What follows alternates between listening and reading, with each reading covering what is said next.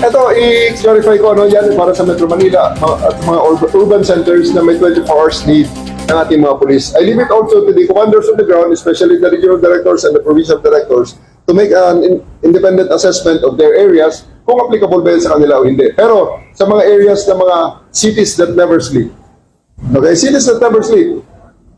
Metro Manila especially, Makati, Quezon City, Manila, Pasay, yung mga 24 oras sabi nakikita ng mga tao sa kalsada, I will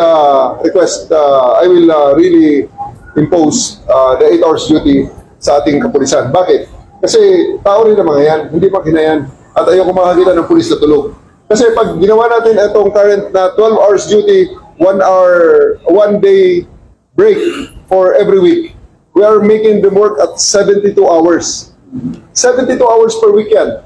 Na sobra-sobra naman sa ating mga kababayan na nagtatrabaho ng according to labor rules na 40 hours per week. So, 40 hours naman per week eh. You know that ang mga police natin is working right now for 72 hours. So, we'll try to make a system that will reduce the working hours but in exchange, we'll be looking for quality time. Kaya, after this day, pag may makita pa kayong police sa duty dito sa Metro Manila, sabihin nyo, i-dismiss natin kaagad yun. Walang patawad doon. So, it start now? Yeah, it starts now.